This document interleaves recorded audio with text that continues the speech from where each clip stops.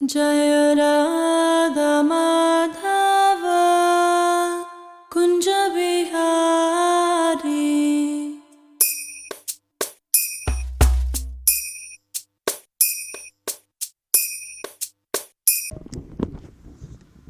हरे कृष्ण। कल गीता जयंती का शुभ अवसर था और कुरुक्षेत्र में हमारा अंतर्राष्ट्रीय प्रोग्राम था। मैं आया था उस कार्यक्रम के लिए और इस मैराथन में सारे विश्व में 42 कंट्रीज में मैराथन किया था।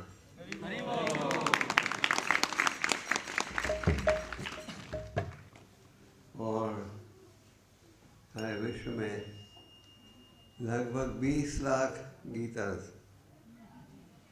अनेक भाषाओं में बटी है सारे विश्व में।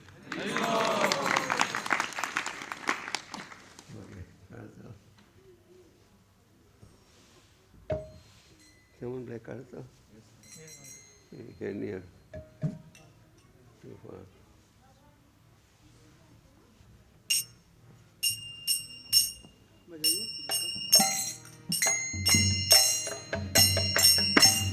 Jai Radha Madhava Kunja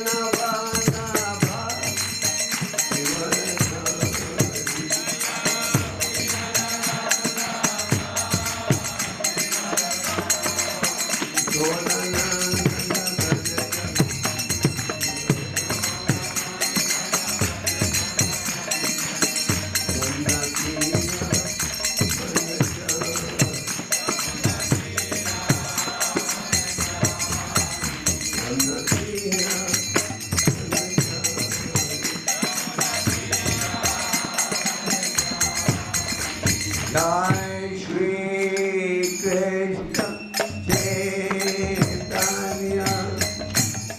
Prabhu Nityananda Shri Advaita Radha Shivasa Oh Sattavrinda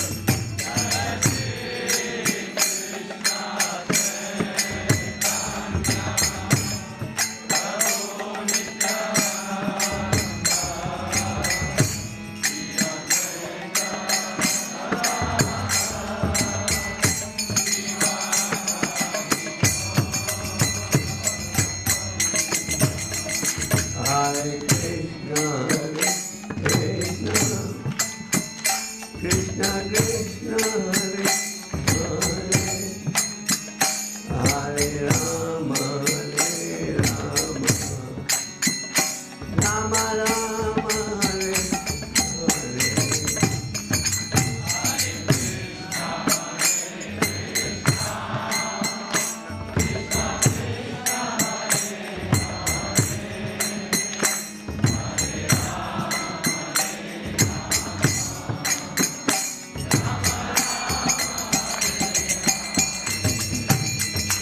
Hare Krishna, Krishna, Krishna Krishna, Hare Rama, Rama Rama, Hare Hare.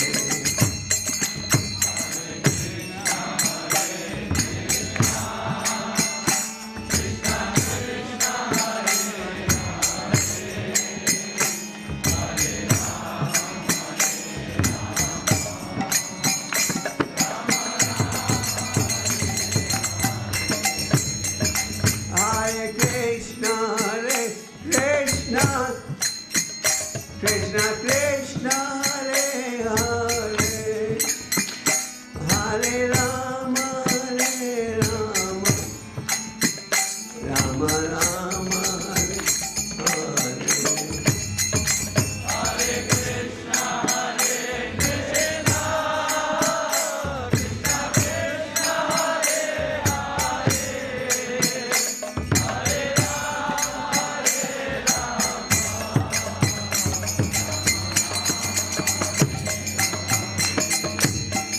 Hare Krishna, Hare Krishna, Krishna Krishna, Hare Hare, Hare Rama, Rama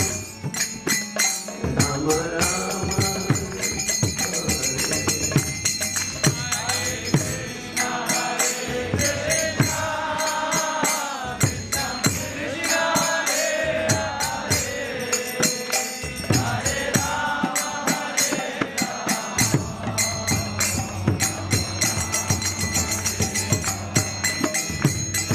Hare Hare Krishna, Hare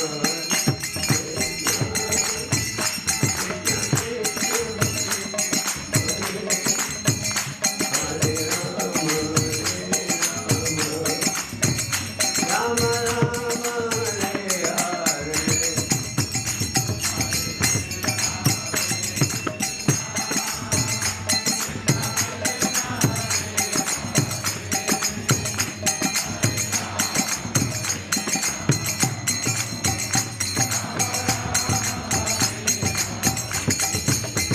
Hare Krishna, Krishna Krishna, Hare Rama, Rama Rama, Hare Hare.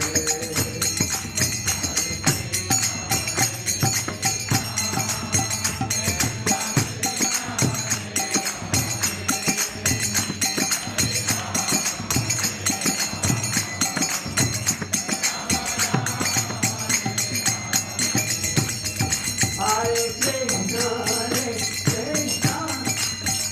Krishna Krishna, Hare Rama, Rama Rama, Hare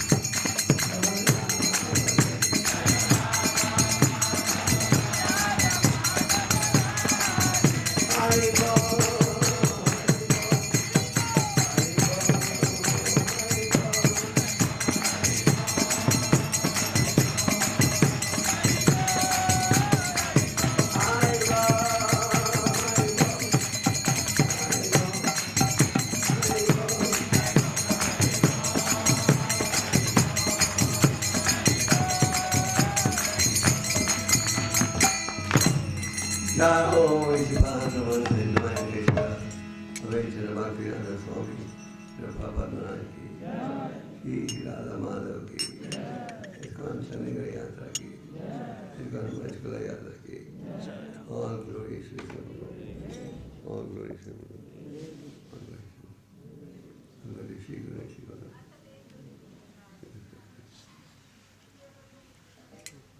Hare Krishna. आप सब का हार्दिक स्वागत।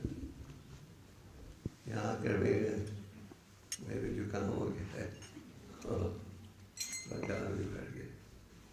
ओम नमो भगवते वासुदेवाय। ओम नमो भगवते वासुदेवाय। ओम नमो भगवते वासुदेवाय।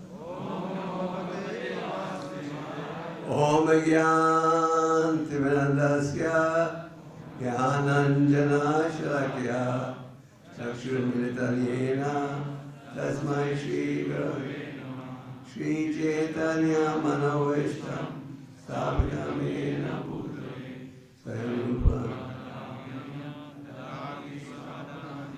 जय श्री कृष्ण चैतन्य प्रभु Shri Advaita Hare Krishna Krishna Hare Hare Hare Rama Rama Hare Hare। आप सब भक्तों का हार्दिक स्वागत।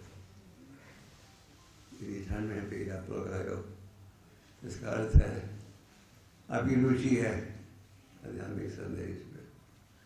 कल बड़ा शुभ दिन था। क्या था कल? हमने सोचा कि गीता के संबंध में आज चर्चा की जाए। गीता का एक और नाम है गीतोपनिषद।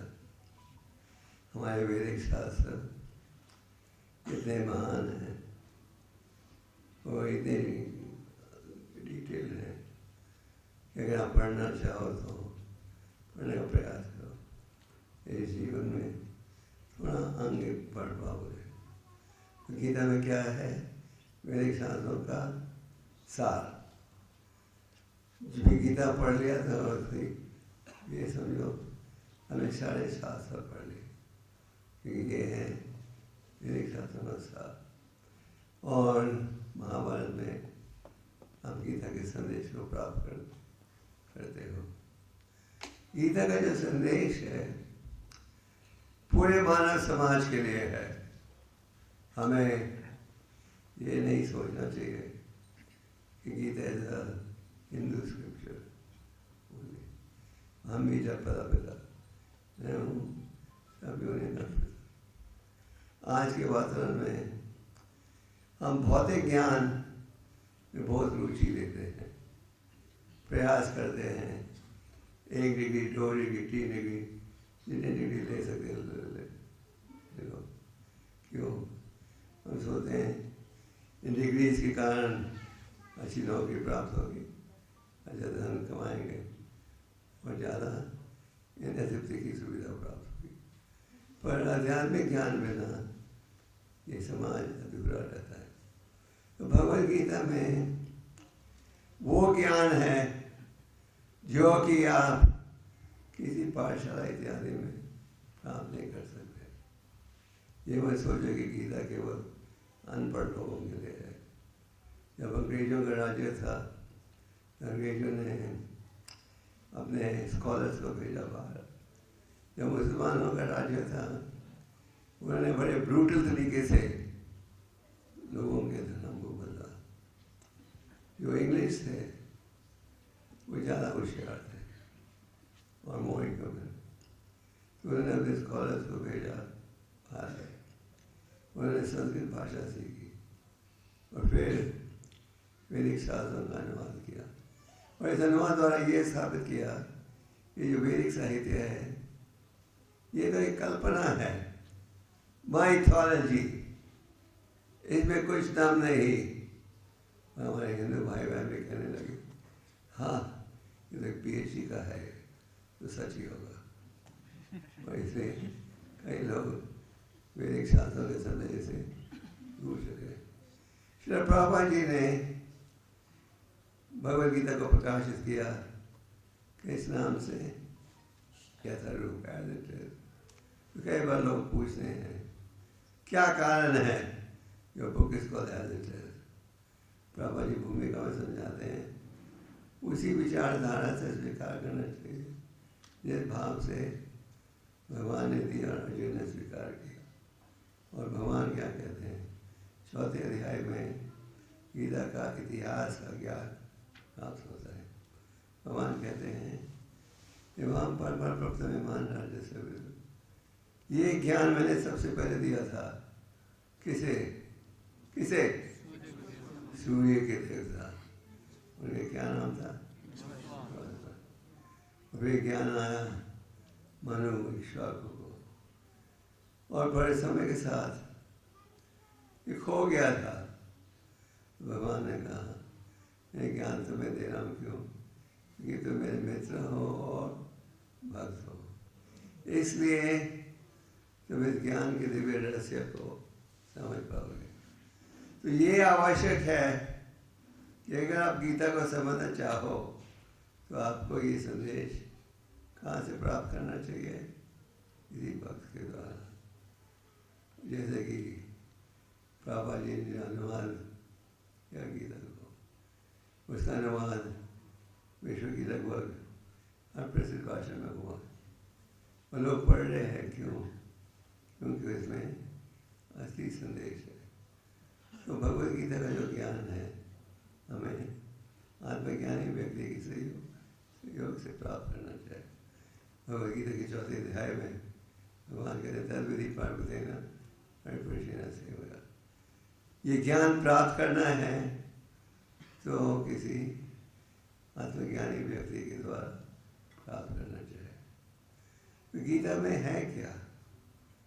प्रभुपाद जी कहते थे एक भगवान कृष्ण, एक ग्रंथ भगवद गीता, एक मंत्र क्या? हरे कृष्ण। क्या कह रहे? ठीक है। One God Krishna, one scripture Bhagavad Gita, one mantra Hare Krishna. तो गीता में है क्या? गीता में वो संदेश है जिसके पालन से आप जीवन को सुखी बना सकोगे। हम सब सुख चाहते हैं, सच बात है। पर अगर आपसे पूछा जाए सच बताइए, secret confidential survey, are you happy और अनहैप्पी? क्या जवाब मिलेगा? अनहैप्पी। और यहाँ अनहैप्पीनेस बढ़ते जा रही है, घटते जा रही है? बढ़ते जा रही है। एक वायरस हाल होता है, अगला वायरस आ जाता है और वायरस की भी स्पीड कहाँ से कितने पता नहीं। जैसे अभी जो नया वायरस आया है उसकी स्पीड है 70 टाइम्स फास्ट। तो हम देख रहे हो कि कई बार जब हम प्रचार करते हैं तो खाला मुशाशतम, भगवान गीता में कहते हैं भौतिक जीवन के 2 लक्षण ये हैं, एक ही दुखालय कष्ट, दूसरा अशाश्वतम अस्थायी। थोड़े समय के लिए आप खूबसूरत हो तो हमेशा रहते हो खूबसूरत नहीं। आपके कंठ में दम है, हमेशा रहेगा नहीं। समय के साथ आप देखते हो हर चीज़ नष्ट हो जाती है। खूबसूरत शरीर बदसूरत बन जाता है और शक्ति वाला शरीर कमजोर बन जाता है। हमें सूचना मिलती है, हम पहचान नहीं पाते। एक बार एक वकील को मृत्यु का नोटिस मिला तो वकील ने कहा यामराज, अब यामराज से परिचित हो, मृत्यु के देवता, वो सबका हिसाब किताब रखते हैं। यामराज, you cannot take me without giving me notice। मैंने कहा कि तुम मुझे मृत्यु के द्वार में ले जा रहे हो, पहले सूचना दो, नोटिस दो कि 2 हफ्ते 2 महीने बाद मृत्यु आएगी। भगवान राम के राज्य के समय पूरी प्रजा को एक छूट थी, वो खुद चुन सकते थे उनकी मृत्यु का समय। आपको ये छूट चाहिए आज ये छूट देंगे आपको तो सारे शमशान घाट बंद हो जाएंगे। आजकल तो सुनने में आता है शमशान घाट का बड़ा अच्छा बिजनेस है, पर ये सुविधा दी जाए तो कोई चुनेगा ही नहीं समय। राम राज्य के समय लोगों का चरित्र था और खुद ही चुन लेते थे। तो इस वकील ने कहा, यमराज आपने मुझे कोई सूचना नहीं दी, आप कैसे मुझे ले जा सकते हो? तो यमराज ने पूछा, अब तुम्हारे सिर में कितने बाल हैं? उसने कहा, मैं तो हरे कृष्ण जैसे गंजा बन गया हूँ। तो यमराज ने पूछा, 30 साल पहले कितने बाल थे? कौन से रंग के? काला था, पूरा भरा हुआ था। आज तुम्हारे हाथों में कितनी ताकत है? क्योंकि उसने कहा, आज तो मैं हिला ही नहीं सकता हाथों को। 30 साल पहले कितने थे? मैं तो पहलवान था भारत में, पंजाब का पहलवान था। तो इस पर यमराज ने कहा, आज तुम्हारे पैरों में कितनी शक्ति है? उसने कहा, आज मैं चल नहीं सकता, मुझे लकड़ी की तीसरे पाँव की जरूरत है, लकड़ी वॉकिंग के लिए। यमराज ने कहा, तुम्हारे बाल सफ़ेद हुए, फिर तुम गंजा बन गए, हाथ कमज़ोर होते गए, आँख कमज़ोर होते गए, पाँव कमज़ोर होते गया, और तुम कहते मैंने तुम्हें नोटिस नहीं दिया। मैंने तुम्हें इतने नोटिस दिए कि तुमने उनको फाड़ के फेंक दिया। तो उसी प्रकार हम सबको रोज नोटिस मिल रहा है। क्या नोटिस? आप तुम्हारी जिंदगी में एक दिन कम बच गया है। हम क्या सोचते हैं, ठीक है ये तो दूसरों के लिए, हमारे थोड़ी, हमारा तो स्पेशल रिश्ता है यमराज के साथ, तो कभी की परवाह नहीं कर रहे। ये ज्ञान था। एक प्रार्थना हम तो बोलते हैं, ओम ज्ञान मंदिर से हमारा जन्म हुआ था ज्ञान था में, पर अब संत गुरु की बस है ऐसी ज्ञान प्राप्त हुआ है। तो हम सब जन्म लेते हैं अंधेरेपन में। आज सब जो ईश्वर के साथ जुड़े हो बड़े भाग्यशाली हो, क्योंकि आपको शुद्ध भक्ति का संदेश दिया जा रहा है जो गीता का निर्णय है। भक्त्या माम अभिजानन्ति। भगवान कहते हैं तुम मुझे समझना चाहते हो तो एक ही साधन है, भक्ति योग। तो भगवद गीता में क्या शिक्षा है? एक शिक्षा ये है कि ईश्वर कौन है। अज्ञानता में हम सोचते हैं सब भगवान एक है, किसी मार्ग पर चलो एक ही नतीजा प्राप्त होगा। और गीता में कहा गया है परम भगवान है भगवान श्री कृष्ण, ईश्वर परम कृष्ण सच्चिदानंद विग्रह अनादि अनादि गोविंद सर्व कर्ण कर्ण। ये ब्रह्म संहिता का वर्णन है। अनेक ईश्वर है और एक ही परमेश्वर है। अर्जुन ने कहा परम ब्रह्म परम धामा पवित्र परम भगवान, आप वो सबसे प्रसिद्ध। और ये एक निर्णय मेरा ही नहीं, नादा सीधा देवला व्यासा सबका है। वो गीता के हर श्लोक के साथ क्या लिखा है? श्री भगवान भगवान बोल रहे हैं। तो भगवान ने ज्ञान दिया अर्जुन को जो मित्र थे और भक्त थे। और एक विषय जिसकी स्थापना होती है कि परम भगवान कौन है, वो है लॉर्ड श्री कृष्ण। फिर गीता के दूसरे अध्याय में हमें ये शिक्षा प्राप्त होती है क्या हो कौन। आप जानते आप कौन हो? एक भारत में कई प्रकार के एस्ट्रोलॉजर्स हैं। एक हैं भृगु मुनि। भृगु मुनि क्या होता है? तो उनकी क्या योग्यता है वो आपको बता देंगे। आप पिछले जन्म में क्या थे, वैसे पिछले जन्म में क्या थे, चाहे सच है झूठ मालूम नहीं, वो कहते हैं वो था। तो कई लोग जाते हैं उनके पास, हम जानना चाहते हैं पिछले जन्म में क्या था। तो इसी प्रकार आपको ये पूछना चाहिए, अब है कौन? रूप और सनातन गोस्वामी उस समय के बड़े प्रसिद्ध राजा के राज्य का शासन कर रहे थे। समाज में उन्हें बड़ा विद्वान माना जाता था। जो चैतन्य महाप्रभु को मिले उन्होंने कहा कि हम ये भी नहीं जानते हम हैं कौन, ये इतनी अज्ञानता में है, तो आप बताइए हम हैं कौन? कौन हो आप? ये दूसरे गीत अध्याय का संदेश। भगवान कहते हैं जिस प्रकार आप अपने पुराने वस्त्र को त्याग कर नए वस्त्र स्वीकार करते हो, उसी प्रकार ये आत्मा एक देह को त्याग कर अगला देह स्वीकार करती है।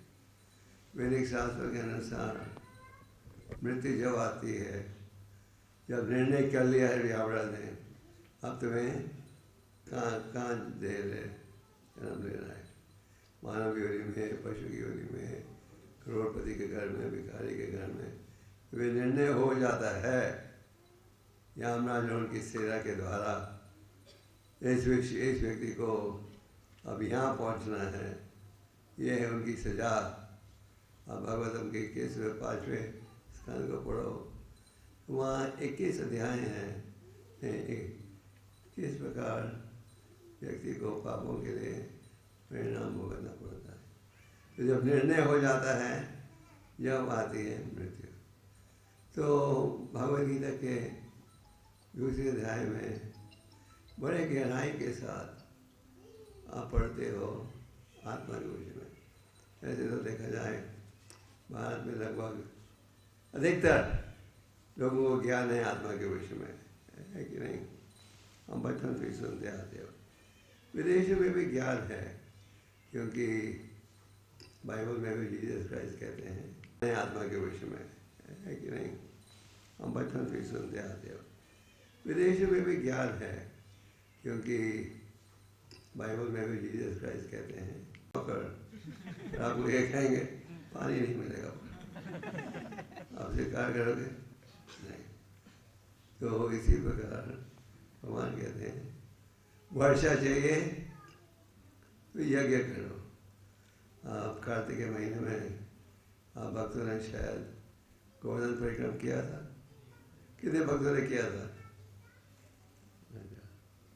सबने नहीं। तो आपने भगवान की गोवर्धन लीला से परिचित हो गए। नंद महाराज किसान थे, उनके पास 9 लाख गायें थी और इन गायें सब सजी हुई थी हीरे मोतियों के साथ। किसान थे, 9 लाख गायों के लिए इतनी बड़ी खेती होगी आप अंदाजा नहीं लगा सकते। पूरे भारत के साइज की शायद ये जो आजकल के किसान है उनकी तुलना में तो बहुत बड़ी खेती थी। तो नंद महाराज सलाना यज्ञ करते थे इंद्र की खुशी के लिए, क्योंकि वर्षा के देवता हैं इंद्र। 33 करोड़ देवता देवियाँ है, जैसे हमारे देश में प्रधानमंत्री का कैबिनेट है और हर देश में तो भगवान का भी कैबिनेट है। तो इंद्र की जिम्मेदारी है वर्षा। तो भगवान ने पिता से पूछा क्या कर रहे हो पिताजी? पिताजी ने उत्तर नहीं दिया। सोचा कि छोटा बेटा क्या समझेगा, फिर कहा बोल रहे। फिर जब तीसरी बार जवाब नहीं दिया बेटे ने कहा तो मेरे से क्या छुपा रहे हो, क्या है? फिर नंद महाराज ने कहा हाँ बेटा किसान है ना, हमें चाहिए वर्षा, वर्षा प्राप्त हो सकती है इंद्र की कृपा से। तो प्रकृति भगवान के इशारे पर चलती है, भूकंप बहार ये सब आते हैं भगवान के निर्देशन में। फिर काला समय टाइम, समय जो है भगवान का प्रतिनिधि है और समय क्या करता है हर चीज को नष्ट कर देता है। आगे है कर्म, कर्म भी कर्मा कर्मा। आप अगर वैदिक साहित्य की शिक्षा लाभ उठाओ, आप ये भी समझ जाओगे हमें विकर्म कार्य नहीं करना चाहिए। विकर्म कार्य का मतलब जो शास्त्र के विपरीत हो। भगवद गीता द्वारा आप समझ सकते हो क्या अनुकूल है और क्या प्रतिकूल है। तो गीता के 3 और 5वें अध्याय में भगवान कर्मयोग के विषय में चर्चा करते हैं। भगवान ने कहा कि जब मैंने सृष्टि का निर्माण किया, मैंने प्रजा को कहा खुशी प्राप्त करोगे यज्ञ के द्वारा। यज्ञ के विषय में आप वैदिक शास्त्र में पढ़ते हो, ये बहुत आवश्यक है। उदाहरण के लिए गीता के 5वें 18वें अध्याय में भगवान कहते हैं 3 चीज़ों को नहीं त्यागो। क्या है वो? यज्ञ, दान और तपस्या। यज्ञ से तो हम डरते हैं, और जो धर्म के प्रचारक हैं वो यज्ञ के विषय में ज़्यादा चर्चा नहीं करते। क्यों नहीं करते? उनको डर रहता है यज्ञ की चर्चा करेंगे लोग भाग जाएंगे। बाबा जी जब अमेरिका गए, कई स्वामियों ने कहा स्वामी जी आप तो नए आए हो भारत से, आप जानते नहीं, आप जो संदेश दे रहे हो ये बदलो। बाबा ने कॉम्प्रोमाइज नहीं किया। यज्ञ तो इस युग में क्या है? यज्ञ भगवान के नामों का उच्चारण। तो भगवान ने कहा सृष्टि का निर्माण हुआ था, तो उन्होंने लोगों को कहा अगर तुम्हें खुशी चाहिए तो क्या है? यज्ञ करो। तो भगवान ये नहीं कहते कुछ कार्य मत करो। भगवान ये कहते हैं करो तो शास्त्र पर आधारित। और एक उदाहरण देते हैं, कमल का फूल जल में होते हुए जल को छूता नहीं, और पौधे के सामने रहो, उनके दोषों से बचो। तो गीता का संदेश मन को स्थिर बनाता है। आज हम सबको मन की चिंता है, लेकिन अर्जुन ने क्या कहा? मन को वश में लाना वायु को वश में लाने से भी ज़्यादा कठिन है। तो गीता का संदेश पढ़ोगे तो एहसान हो जाएगा। गीता का संदेश है कि निष्काम भाव से हमें हर कार्य करना चाहिए। तो भगवान ये संदेश दे रहे हैं पूरे मानव समाज के लिए। मानव समाज हमें भूलना नहीं चाहिए कि मनुष्य जीवन प्राप्त होता है, हमें इसका सदुपयोग करना चाहिए। और वो क्या है? भगवान की शिक्षा का लाभ उठाना चाहिए। भगवद गीता में है भगवान की वाणी, श्री भगवान वचन। इसलिए इस अंत में, इस संदेश में कोई कमी नहीं है। और भगवद गीता में जो संदेश है हमारे सफलता के लिए है। गीता का संदेश कोई कल्पना नहीं है, वो ये सनातन है। ये नहीं सोचना चाहिए आज इस आधुनिक युग में गीता का कोई स्थान नहीं। गीता के 4थे अध्याय में भगवान क्या कहते हैं? जन्म कर्म चा में मेरा प्रकट होना और अप्रकट होना दोनों ही दिव्यम है। दिव्यम का अर्थ है भौतिक गुणों के पार। जैसे कि भगवान प्रकट हुए, कैसे प्रकट हुए? अपने दिव्य रूप में माता पिता के समक्ष।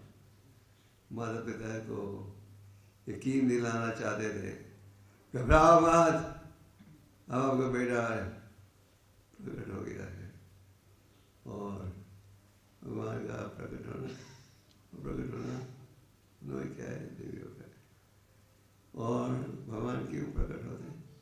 पारितना साधु नाम धर्म सपना है। धर्म का अर्थ है भगवान की वाणी, धर्म की साक्षात भगवत बनेगा। ये नहीं कि कोई व्यक्ति अपने इच्छा के अनुसार शिक्षा दे रखा है ये धर्म है। आज आप देखते हो अनेक धर्म के प्रचारक, पर ध्यान से देखोगे तो देखोगे बहुत कम आपको असली संदेश दे रहे हैं। क्यों? वो ये चाहते हैं कि हम लोगों को आकर्षित करें धन कमाने के लिए। तो असली ज्ञान है तो परम भगवान द्वारा आता है, उसमें कोई दोष नहीं, कोई दोष नहीं, कोई कमी नहीं। तो गीता का ज्ञान है सनातन, एटर्नल। तो ये ज्ञान हर व्यक्ति पढ़ सकता है। आपको खुशी होगी जानकर कि लगभग हर प्रसिद्ध भाषा में हर गीता प्रकाशित हुई है और गीता के संदेश के द्वारा हर व्यक्ति सुख प्राप्त कर रहा है। कैसा सुख? असली सुख, शांति। हम सब हमारे समय निराश हैं, बेचैन हैं, तनाव में हैं, चिंता में हैं। गीता का संदेश समझोगे, पालन करोगे, यही निराशा गुम हो जाएगी। भगवान क्या कहते हैं? जो करो मेरे लिए करो, यद करो श्री नासी ऐसे होती ऐसे बस कौन थे आप याद करो बना। भगवान कहते हैं, जैसे हमने पहले कहा था, भगवान ये नहीं कहते कुछ करो मत, पर कहते हैं यद करो श्री, जो भी तुम करो मेरे लिए करो, जो दान दो, जो तपस्या करो मेरे लिए करो। ये है गीता का निचोड़। अर्जुन अज्ञानता की स्थिति में थे, सच बात है। अर्जुन ने भगवान को क्या कहा कि मुझे ये नहीं समझ आता क्या है मेरा कर्तव्य। भगवान कह रहे थे लड़ो, तुम क्षत्रिय हो, तुम्हारा कर्तव्य बनता है दानव के लिए, धर्म की रक्षा के लिए लड़ना। पर अर्जुन ने कहा कैसे मैं लड़ूं इनके साथ। हमने दूसरे अध्याय में अर्जुन ने कहा मैं आपके शरणागत हूँ और आपसे ये भीख मांग रहा हूँ, आप मुझे ज्ञान दीजिए। फिर भगवान गीता का ज्ञान देना आराम करते हैं। और 18वें अध्याय में भगवान ने क्या कहा, हे अर्जुन, क्या तुम्हें यह ज्ञान दूर हो गई है? जैसे हम सब कई बार समझ नहीं सकते क्या हमें करना चाहिए क्या नहीं। सच बात है। जैसे अर्जुन अज्ञानता की स्थिति में थे, जैसे अर्जुन कंफ्यूज हो गए थे, हम सब भी कंफ्यूज रहते हैं। तो आप कहोगे हमारा ये तो सौभाग्य नहीं है कि हम भगवान के पास सीधा पहुंच जाएंगे, है ना। हम तो इतने एडवांस बात नहीं है। तो क्या है उपाय? उपाय है गीता का संदेश संतों द्वारा व्याख्या। जैसे कि आज आप गीता पढ़ते हो, आपने देखा होगा हर श्लोक के साथ तात्पर्य भी है ना, परपोर्ट। तो तात्पर्य में क्या है? जो हमारे आचार्यों का निर्णय है, समझ है, उसे सरल रूप में प्रस्तुत किया गया है। और वो तात्पर्य जो है वही श्लोक को आसानी से सिखा रहा है। जैसे आप पढ़ाई करते हो, स्कूल जाते हो, आजकल तो स्कूलों से भी छुट्टी मिली हुई है ना। मैंने कई विद्यार्थियों से पूछा अब अच्छा या पहले अच्छा था? जो सीरियस है वो कहते पहले अच्छा था, और जो पढ़ना नहीं चाहते हैं वे अब ज़्यादा अच्छा है, खेलने का ज़्यादा समय मिलता है।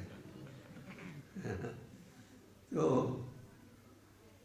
हाँ, तो भगवद गीता का जो संदेश है उसका हम सब लाभ उठा सकते हैं। तो गीता के द्वारा अज्ञानता दूर होती है।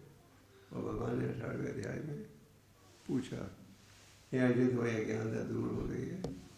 अर्जुन ने क्या कहा, हाँ, अब मैं आपके आदेश के अनुसार ये करने को तैयार हूँ। तो गीता पढ़ोगे तो समझ पाओगे क्या होना चाहिए आपका कर्तव्य। और भगवान क्या कहते हैं, असली भोक्ता कौन है।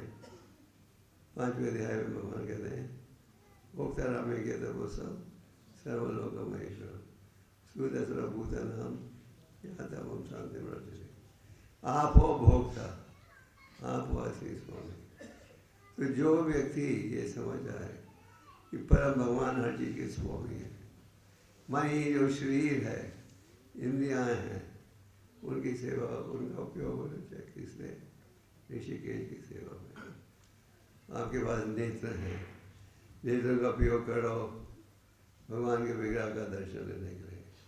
आज इस्कॉन के कई मंदिर हैं जिनकी मूर्तियों का दर्शन आप अपने स्मार्टफोन में कर सकते हैं ना।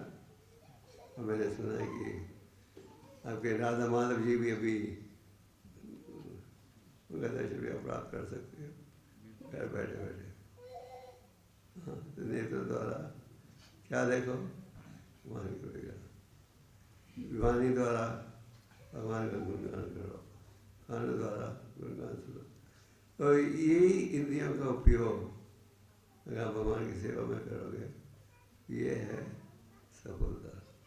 तो ज्ञानता में हम समझ नहीं सकते, वो जो ज्ञान हम प्रयास करें तो समझ पाएंगे। भगवान कहते हैं 4 श्रेणी के व्यक्ति मेरी शरण में आते हैं। कौन है? चाहते हुए विदा बजाते हाँ, कौन 4? एक जिसे धन चाहिए, पर आप चंडीगढ़ और पंचकुला वासियों को तो धन शायद नहीं चाहिए। कि चाहिए धन? चाहिए, ठीक है।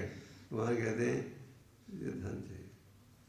फिर जिज्ञासु, ज्ञानी और रोगी पीड़ित। अच्छे संस्कार हो, जब आप कठिन स्थिति में हो आप भगवान की शरण लेते हो। अगर पाप का संस्कार हो, इतिहास हो, तो उस स्थिति में भी भगवान का स्मरण नहीं करते। आपने देखा होगा कई बार जब कोई दुखी रोगी पीड़ित होता है, भगवान का भक्त बन जाता है कि नहीं, भगवान के शरण आता है। और कई स्थिति में भगवान को और दोष देते हैं। भगवान कहते हैं 4 परिस्थितियों में लोग मेरी शरण में आते हैं। सब के सब पूरी आत्मा हैं, कम से कम मेरी शरण में तो आ रहे हैं। में सर्वश्रेष्ठ कौन है?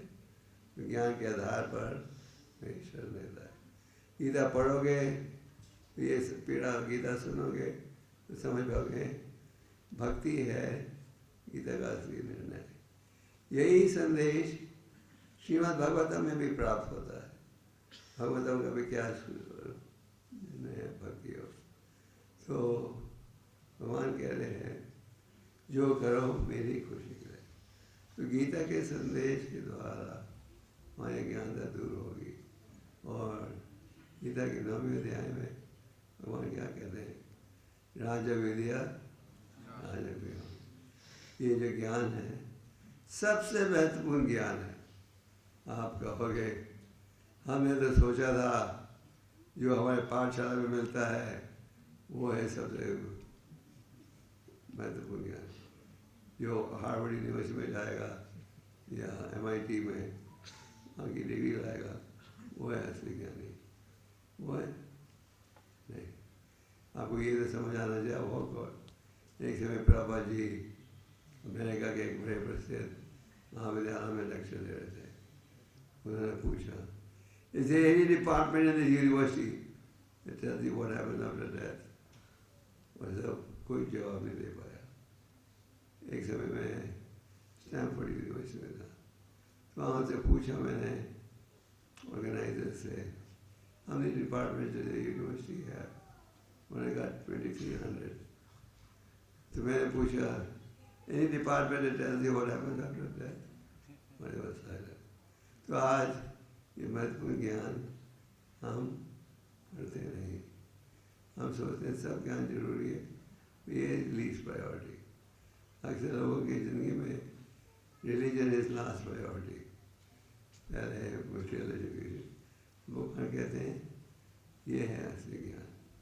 तो भगवद गीता के द्वारा अर्जुन ने जब प्रश्न पूछे, कई बार भक्त जब गीता पढ़ते हैं कहते हैं जो अर्जुन ने प्रश्न पूछा वही प्रश्न मेरे दिमाग में भी था, है ना? वही प्रश्न का उत्तर मुझे भी चाहिए। अर्जुन तो भगवान के सनातन साथी हैं। भगवान ने उन्हें इस ज्ञानता की स्थिति में डाला कि भगवान चाहते थे गीता का संदेश दिया जाए, इसलिए मानवता के सुधार के लिए। भगवद गीता का संदेश हमें बड़े ध्यान से समझना चाहिए। जैसे हम कह रहे थे, तात्पर्य भी बहुत महत्वपूर्ण है। ये तात्पर्य में संतों की व्याख्या, भगवान ऐसे कह रहे हैं तो क्या अर्थ। भगवान ने कहा अर्जुन से, सर्वधर्मान् परित्यज्य माम् एकं शरणं व्रज, अहं त्वं सर्वपापेभ्यो मोक्षयामि मा शुचः। सब धर्मों को छोड़कर मेरी शरण में आओ। आप पूछोगे भगवान की शरण में आने का अर्थ क्या है? क्या है अर्थ?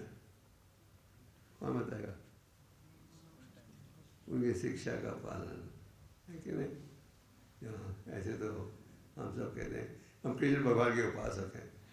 तो हाँ, उनका आचरण देखते हो तो देखते हो कृष्ण भगवान की शिक्षा से बहुत अलग है। तो शरण लेना मतलब कि उनकी शिक्षा का पालन, ये नहीं मुसलमान धर्म छोड़ो, कृष्ण धर्म छोड़ो, वैष्णव बन जाओ। मतलब भगवान की जो शिक्षा है उसको अपनाओ। और उनकी शिक्षा क्या है? मेरे शिक्षा का पालन। अगर आप ये करोगे तो क्या लाभ होगा? क्या लाभ होगा? भगवान कहते हैं मेरे धाम में आओगे, मां शुचः। मां शुचः का अर्थ क्या है? घबराओ मत, अवश्य आओगे। भगवान गोवर्धन पर्वत को उठा रहे थे छोटी उंगली के नाखून से, ब्रजवासी उनके चेहरे को देख रहे थे। उनको ये डर था, अरे ये बच्चा इतना भारी पहाड़ उठा रहा है, किसी को भी पहाड़ गिर जाएगा और हम लोग मृत्यु हो जाएगी। भगवान ने उन्हें क्या कहा?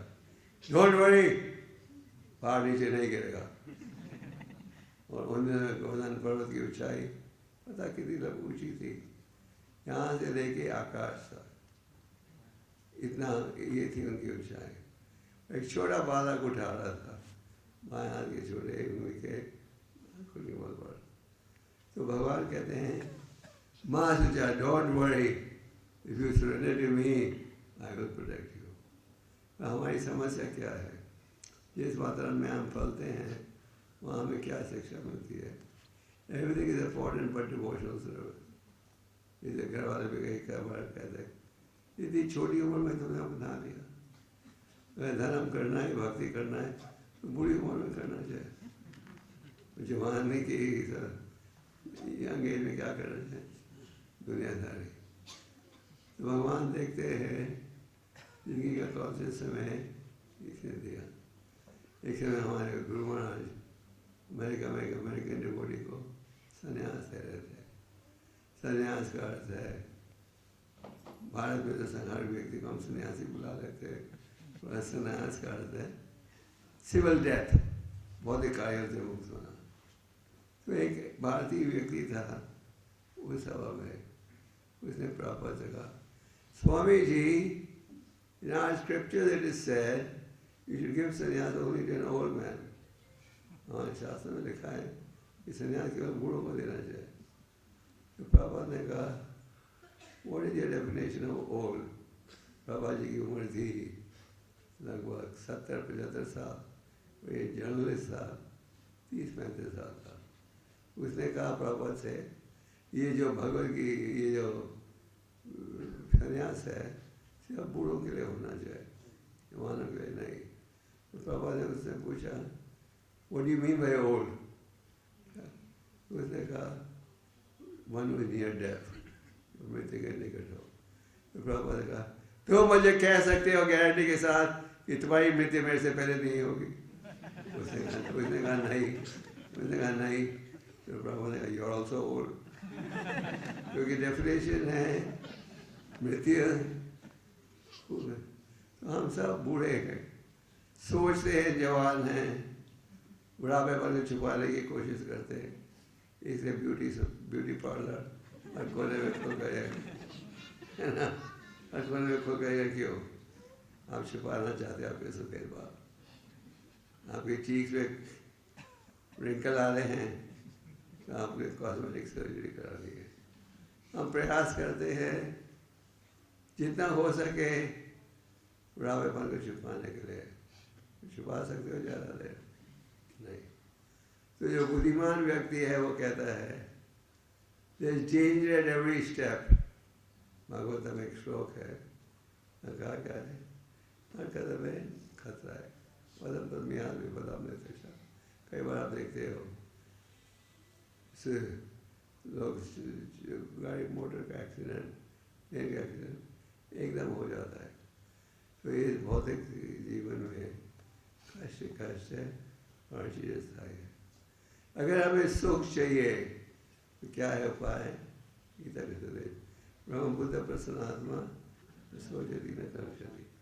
जो व्यक्ति इस शिक्षा को अपनाए वो सदा आनंद में होगा, और ना भौतिक लैमिटेशन ना एंकरिंग। अक्सर भौतिक जीवन में हम सोचते रहते हैं, लेमेंट, ये नहीं है हमारे पास, ये नहीं है, उसके बाद नई मोटर है, हम पुराने बाजार में जा रहे हैं, हम लेमेंट करते रहते हैं।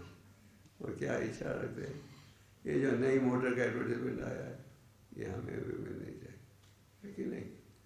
भौतिक व्यक्ति का जीवन ऐसे ही व्यस्त हो जाता है, सोचना क्या मैं नहीं प्राप्त कर सका, क्या प्राप्त करनी चाहिए। पर आध्यात्मिक दृष्टि से हमें ये सोचना चाहिए, हमने इतना समय वेस्ट कर दिया है भौतिक कार्यों में, तो इसलिए हमें एक पल का भी दुरुपयोग नहीं करना चाहिए। क्या करना चाहिए? हर पल का उपयोग करना चाहिए भगवान की सेवा में।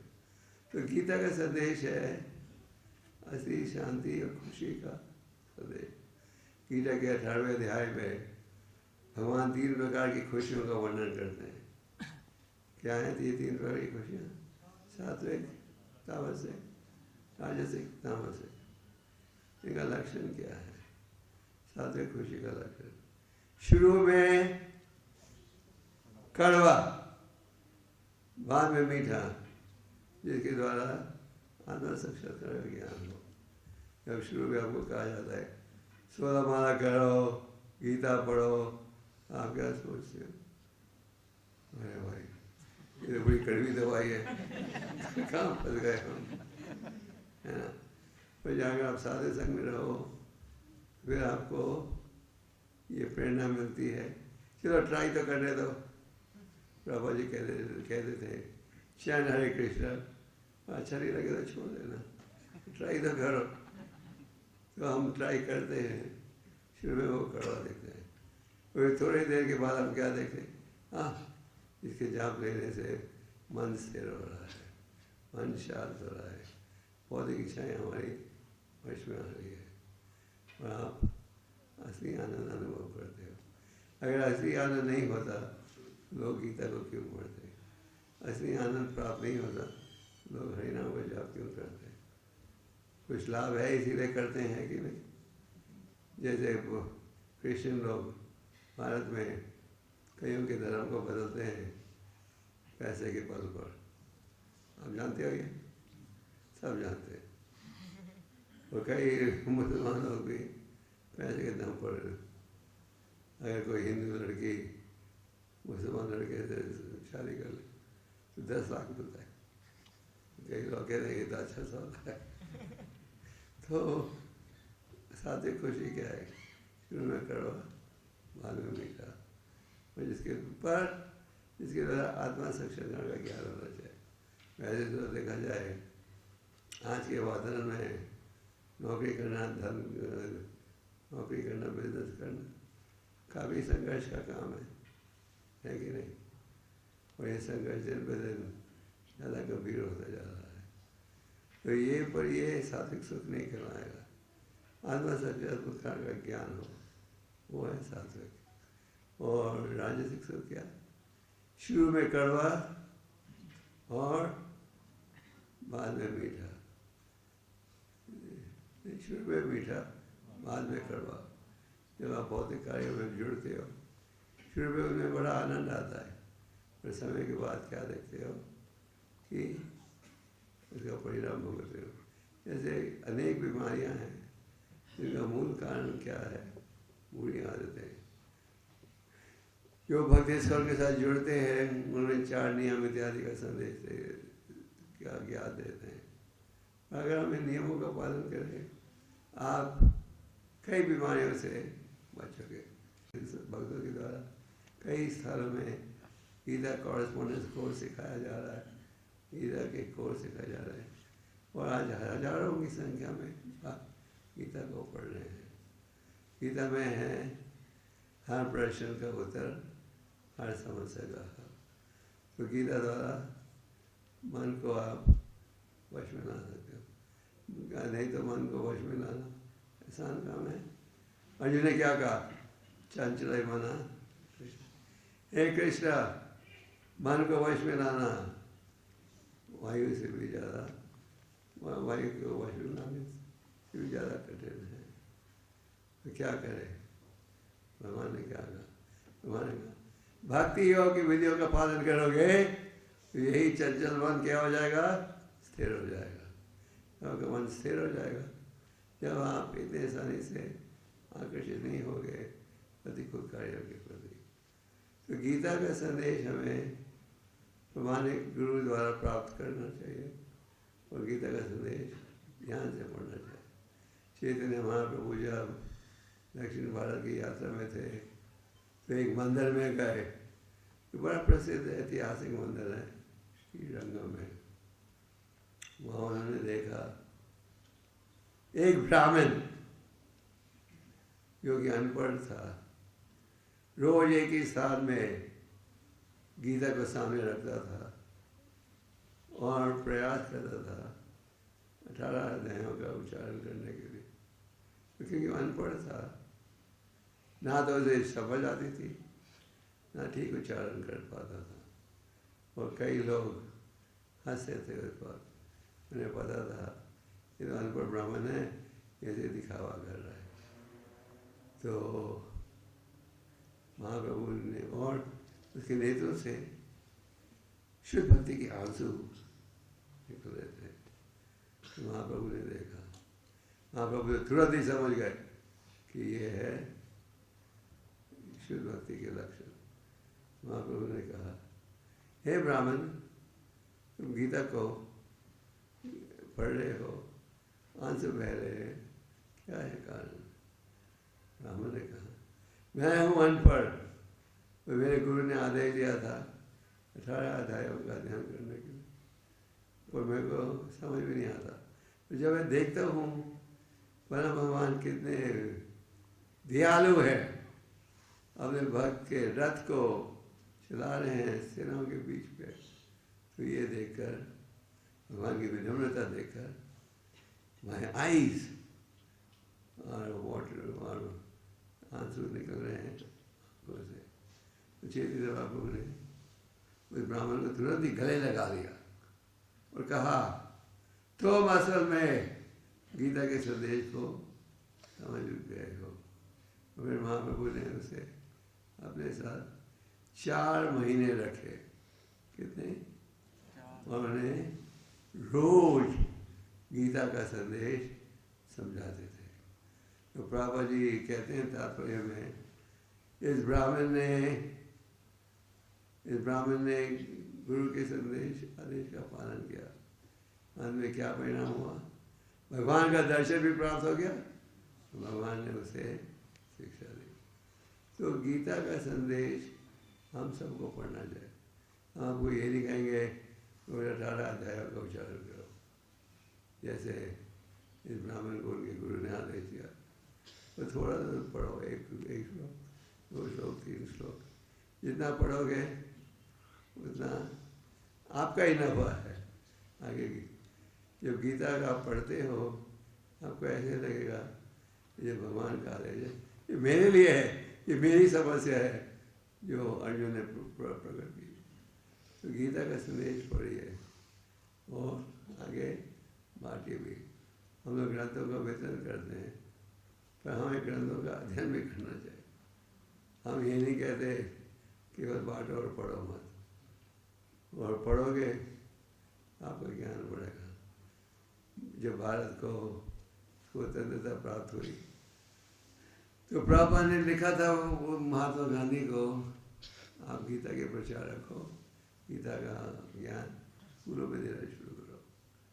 आज आप देख रहे हो पाठशाला में बहुत बुरी स्थिति है, सच बात है, खास करके पंजाब हरियाणा में, कि वो किस विषय में बोलेंगे। बुरी स्थिति है, बच्चों को छोटी आयु से नशीली चीज़ों की आदत पड़ रही है। पर अगर आप गीता का संदेश दोगे तो आप ये सीखोगे, ओह दिस इज बैड, ये ठीक नहीं है, आप उससे बचोगे। तो गीता का संदेश और भक्ति करने के लिए कोई बैंक बैलेंस की जरूरी नहीं। बैंक बैलेंस आप दे सकते हो मंदिर को, अगर नहीं हो तो भी देयर इज नो प्रॉब्लम। भगवान क्या कहते हैं, पत्रम पुष्पम फलम तोयो तो में भक्ति प्रयोजन। तो मुझे पत्रम तुलसी का पत्ता, पुष्पम फूल, फलम हिमाचल का सेब, तोयम फ्रांस का पानी, वो भी नहीं कहते, सादा पानी भी दोगे, अर्पण करोगे, मैं इसे स्वीकार करूँगा। और प्रेम और भक्ति का, ये प्रेम और भक्ति का भाव कैसे प्राप्त होगा? भगवान कहते हैं तो मुझे पता भी दो, मैं स्वीकार करूँगा। आजकल कई लोग कहते हैं भगवान ने कहा पत्र पुष्प फलम तो है, तो ज़्यादा क्यों मांगते हो? खुद खाएंगे सोने की थाली में और भगवान को देंगे पत्र पुष्प। तो भगवान ये नहीं देखते क्या दे रहे हो, वहाँ देखते हैं क्या रख रहे हो अपने लिए। कई बार लोग कहते हमें तो 5 लाख का डोनेशन दिया हो, अच्छी बात है। भगवान ये देखते हैं कितने 100 करोड़ अपने जेब में रखे, तो उस पर टैक्स आपको कर भेजना डालना पड़ता। तो कोई भगवद गीता का संदेश हमें स्वीकार करना चाहिए। और गीता में है शांति का संदेश। आज शांति क्यों है? हर व्यक्ति ये दावा करता है ये मेरा धन है, ये मेरी रकम है, ये मेरा है। पर अगर हम ये स्वीकार करें परम भगवान है हर चीज़ के स्वरूप में, वो है असली भोक्ता। तो भगवान कह रहे हैं प्रेम और भक्ति के साथ, ये प्रेम और भक्ति प्राप्त होगी कैसे? हम जब उनकी शिक्षा का पालन करो। जैसे आपको हरि नाम से जोड़ा जाता है, तो हरि नाम से क्यों जोड़ा जाता है? क्योंकि शास्त्रों का ये निर्णय है।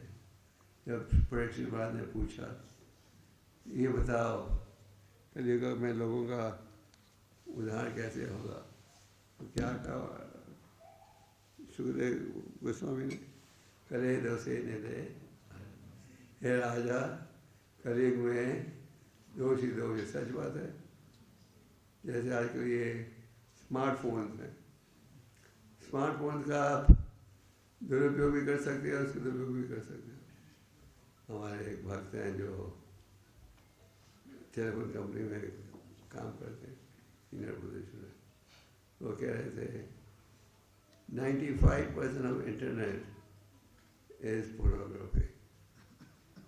तो 5% जो लोग इस्तेमाल करते हैं ऐसी शिक्षा या वही पार्क है। तो हम आजकल स्मार्टफोन के द्वारा आप ग्रंथों को भी रिकॉर्ड रख सकते हो, मूर्तियों को भी डीडी पिक्चर भी बिठा सकते हो, और दुरुपयोग करना है गलत उपयोग कर सकते हो। तो भगवान कह रहे हैं प्रेम और भक्ति, तो कलियुग में दोष ही दोष है। प्रेम करने इस कलियुग में क्या है? वो हरि नाम को उच्चारण। तो तो ये हरे कृष्ण महामंत्र कहाँ से आ रहा है? भगवान के नाम से आ रहा है। और हमें ये हरि नाम स्वीकार करना चाहिए और इसका उपयोग करना चाहिए। और इसके उच्चारण से क्या लाभ होता है? चेत दर्पण, हृदय की महल, काम क्रोध लोभ मोह मद मत्सर्य, ये जो महल है ये महल दूर होगी। तो आप सबसे निवेदन है, गीता को पढ़िए, हरिनाम का जाप कीजिए और भक्ति की विधियों का पालन करना शुरू में थोड़ा कठिन दिखता है। एक बार आप करोगे, भक्तों के संग में रहोगे, तो यही कठिन स्थिति सरल हो जाएगी। और भगवद गीता का जो संदेश है उसका हर व्यक्ति लाभ उठा सकता है, हर व्यक्ति इसे पढ़ सकता है। और ये है शादी का माध्यम। हमने कई लोगों को जोड़ा है भगवद गीता के साथ। कई व्यक्ति सारे विश्व में, बड़े व्यापारी, बड़े डॉक्टर वगैरह, जब उन्होंने गीता रोज़ पढ़ना शुरू किया उनका मन एकदम शांत हो गया। पहले बिल्कुल अशांत था, पहले चिंता थी, तनाव थी। अब जब गीता का संदेश हम पढ़ते हैं तो क्या लगता है? ये संदेश हमारे सुधार के लिए है। भगवान कहते हैं प्रेम और भक्ति के साथ, तो प्रेम और भक्ति तो है नहीं हमारे हृदय में, है? आपके हृदय में है या नहीं? वो कह रहा था यहाँ से अब शुद्ध भक्त आते हैं। प्रेम और भक्ति अनुकूल करने का प्रयास कर रहे हो। जो मार्ग आपको दिया गया है वो मार्ग है जिसके द्वारा आप प्रेम और भक्ति प्राप्त कर सकते हो। जैसे प्रभुपाद जी ने अनेक पत्रों में कहा, if you chant 16 rounds and follow 4 principles, you will go back to Godhead definitely। आप में से कितने भगवान के धाम लौटना चाहते हो? मैंने सुना था आप लोग कहते हो कि वायरस का वजन ज़्यादा अच्छा है। अच्छा, अगर जाना चाहते हो तो थोड़ा कीमत भरना पड़ेगा। कई बार लोग कहते हैं स्वामी जी आशीर्वाद दो। हम कोई आशीर्वाद किसके लिए? जानते हो ना, बौद्धिक सुख के लिए। हम कहते हैं बहुत हम आशीर्वाद देंगे कि आप भगवान के शरणगत हो जाओ, तो क्या कहते हैं इतनी जल्दी नहीं, बाद में देना। तो अगर हम ये चैंटिंग करें तो बहुत सरल है, तो सरलता के साथ हृदय की मैल दूर होगी। तो take advantage of this and perfect your life. Hare Krishna.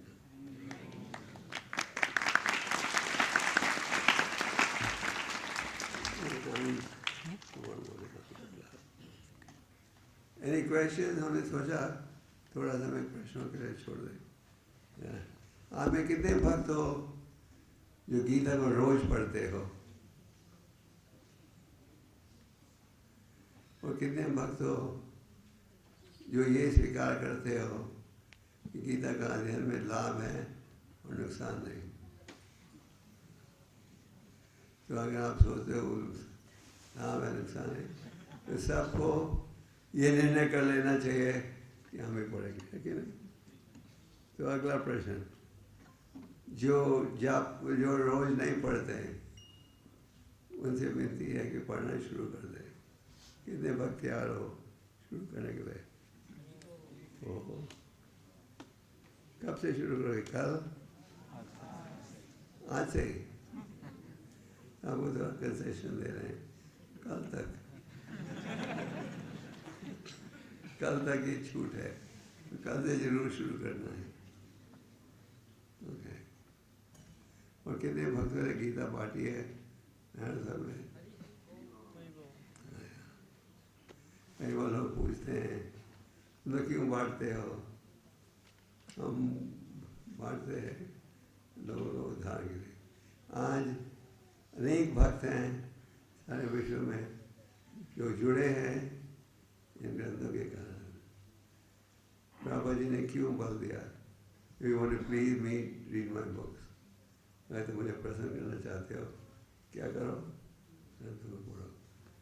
क्योंकि इन ग्रंथों में है भगवान की वाणी और संतों की व्याख्या, और इसे पढ़ने से हमारा हृदय शुद्ध होता है। आप में किसे भक्त सभा में जो जुड़े थे इन ग्रंथों के अध्ययन के द्वारा? अक्सर ज़्यादा होता है। पढ़िए गीता। कोई क्वेश्चन है आपका?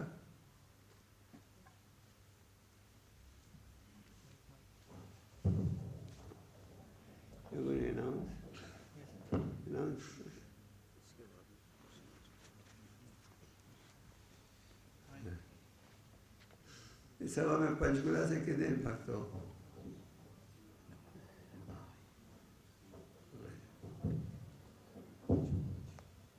हरे कृष्ण महाराज जी, आपके चरणों में कोटि कोटि प्रणाम। महाराज जी, मैं ये पूछना चाहती हूँ कि जब हम सेवा करते हैं, मतलब किचन सेवा, तो वहाँ पे त्रुटियां होती रहती हैं, हमसे भी बहुत होती होंगी, पर हम अगर जो हमारे कोऑर्डिनेटर है, अगर उनको किसी की त्रुटि के बारे में बताएं तो वो अपराध होता है क्या? अगर आप सच बोल रहे हो तो अपराध नहीं है।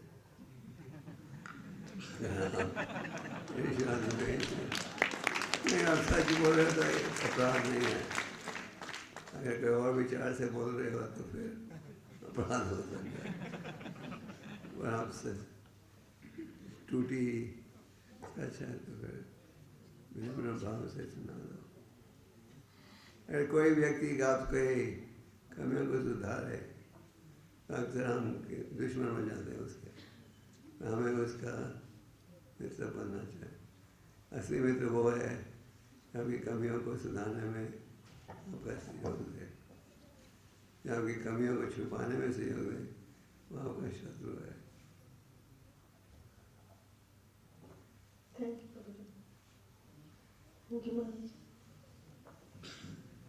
हरे कृष्णा।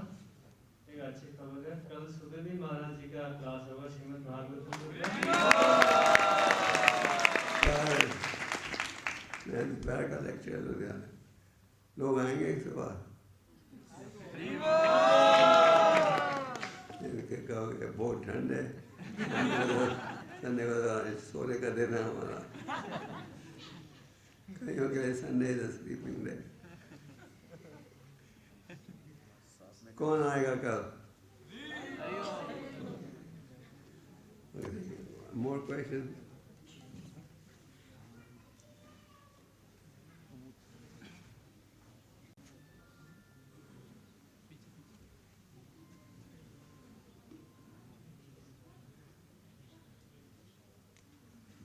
हरे कृष्णा महाराज। महाराज जी, मेरा प्रश्न ये है कि अगर हम भक्ति मार्ग पे चलते हुए कभी भटक जाए, इधर उधर हो जाए, तो वापस ट्रैक पे कैसे आ सकते हैं? अच्छा प्रश्न है। भक्ति मार्ग में जुड़कर हम कंफ्यूज भी हो सकते हैं, क्योंकि माया का हमेशा प्रयास रहता है हमें विचलित करने का। इसलिए कहा गया है साधु संगत में रहो।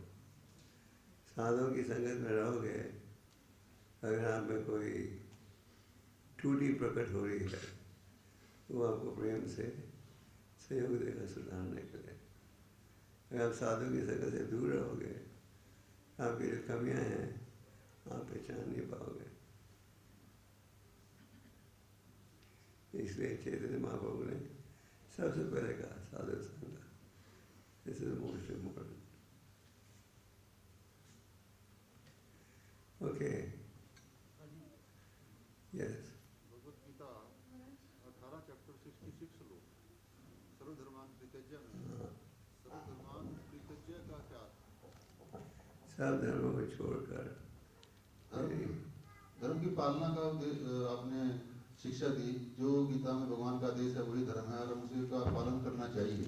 लेकिन यह श्लोक कहता है कि सभी धर्मों को त्याग दो। दोनों में विरोधाभास लगता है मुझे। धर्मों का त्याग दो, ये समझाया था।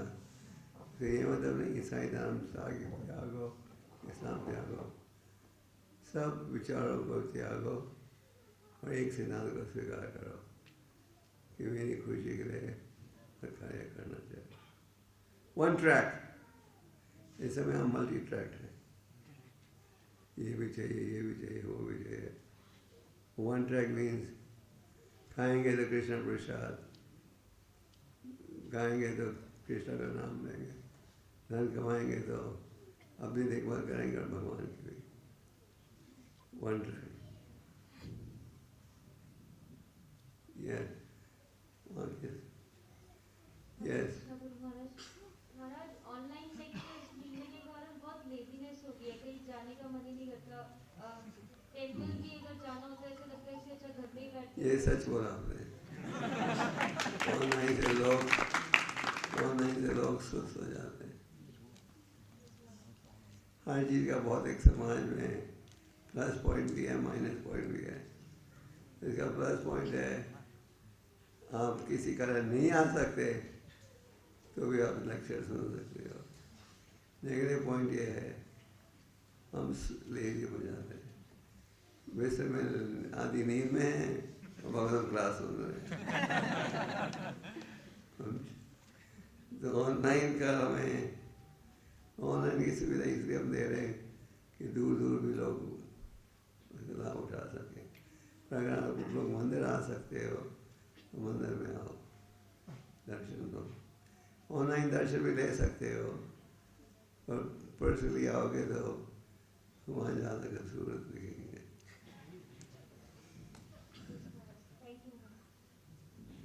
ओके।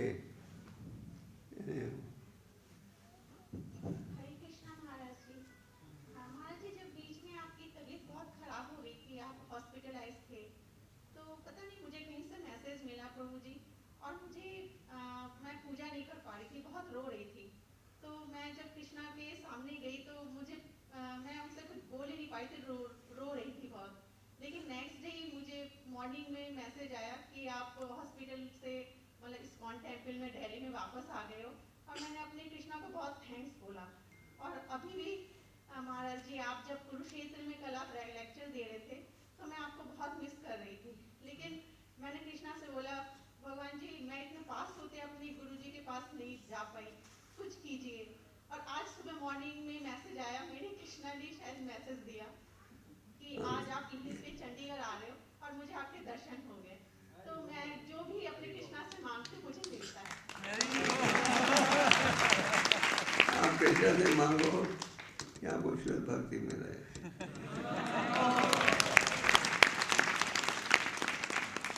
ज़्यादा बीमार नहीं हुआ था, 5 दिन में भगवान की दया से ठीक हो गया। It was minor virus. Any more questions? मतलब ये तुलादान के लिए कोई अनाउंस Oh. हरे कृष्णा महाराज जी। महाराज जैसे ना मुझे भी थोड़ा टाइम 2 साल ही हुए भक्ति में जुड़े, पर अभी जैसे कोरोना के कारण मैं कॉलेज नहीं जा पा रही। मेरा 7 वाला एक कॉलेज है, तो मेरा महाराज जैसे मैक्सिमम टाइम ना अभी जैसे टेम्पल में ही मन लगता है। जैसे माता जी के साथ गार्डन सेवा हो गई, मतलब सेवा ही हो रही है। तो पेरेंट्स कई बार फील करते हैं कि ज़्यादा मंदिर में रहते हैं, तो महाराज मैं उनको कैसे मतलब हैंडल करूँ? आपको मन लगता है पूरा भक्ति करो। Is that a question? नहीं महाराज, वो थोड़ा फील करते हैं कि मंदिर में रहती है कि इसकी शादी कैसे हो कि मतलब ये एडजस्ट नहीं कर पाएगी कहीं, वो फील करते हैं थोड़ा कि मंदिर में ही रहती है ज़्यादा। हाँ, भगवान की भक्ति करोगे तो भगवान आपकी सुरक्षा करेंगे, तो चिंता मत करो। Stop now.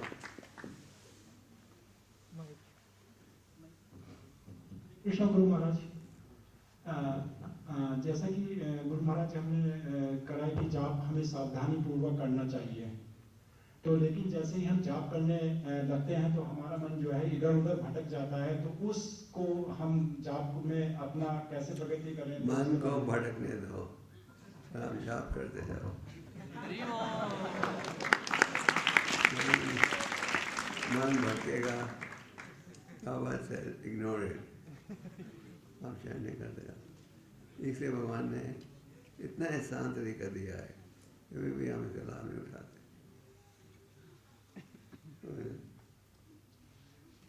Okay, stop now. तो कल सुबह क्लास होगी 8 बजे, कि 9:30 बजे तक मुझे जाना है इंदौर में। हरे कृष्ण महाराज जी, कई बार देखा गया है सेवा में और क्लास में कॉन्फ्लिक्ट हो जाता है। कई बार किसी डिवोटीज की सेवा होती है और दूसरे साइड क्लास भी चलती होती है, तो वो एक्सक्यूज ले लेते हैं मेरे को क्लास अटेंड करनी है और सेवा छोड़ना चाहते हैं। तो इन दोनों में कैसे कॉम्प्रोमाइज किया जाए, which is better to do at the same time? Class और सेवा दोनों सेम टाइम है, रोज की कभी कभी। आपका वो कह रहा है क्लास और सेवा दोनों सेम टाइम है। कभी कभी ऐसा हो जाता है। तो कभी कभी सेवा भी अच्छी है और क्लास भी जरूरी है, तो कभी कभी होता था वो टॉलरेट कर लो।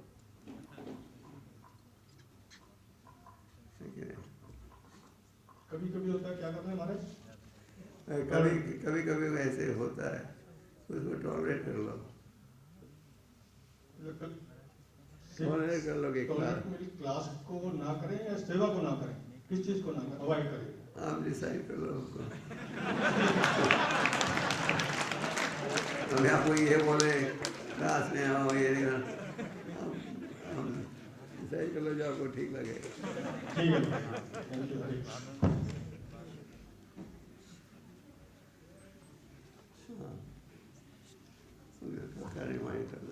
हरे कृष्ण। अब एक समाप्त करेंगे क्लास। हरे कृष्ण महाराज जी, एक और महाराज जी, आजकल मतलब गृहस्थाश्रम में मैं और मेरे प्रभु जी दोनों मतलब डिवोटी हैं, तो मतलब सेवा भी ठाकुर जी और आप महाराज जी और मेरे गुरु महाराज की दया से बहुत अच्छी चल रही है, पर घर में थोड़ा मनमुटाव चलता रहता है, उसको कैसे हैंडल करना चाहिए प्रभु? महाराज जी प्लीज हेल्प। घर वाले कहते हैं बहुत ज्यादा भक्ति कर रहे हो। Is that the point? नहीं महाराज जी, आपस में हस्बैंड एंड वाइफ की बात कर रही हूँ। ये क्वेश्चन छोटे ग्रुप में पूछना, बड़े ग्रुप में नहीं। हरे कृष्ण। थैंक यू महाराज। हरे कृष्ण। धन्यवाद महाराज जी का। कल सुबह महाराज जी का क्लास सुबह 8 बजे होगा, महाराज जी बताया। और एक सूचना भी है सब लोग, जैसे हमारे वहाँ में तुलादान का लगा हुआ है, गीता जयंती का महोत्सव चल रहा है, गीता जयंती के उपलक्ष्य में तुलादान लगा हुआ है, तो कल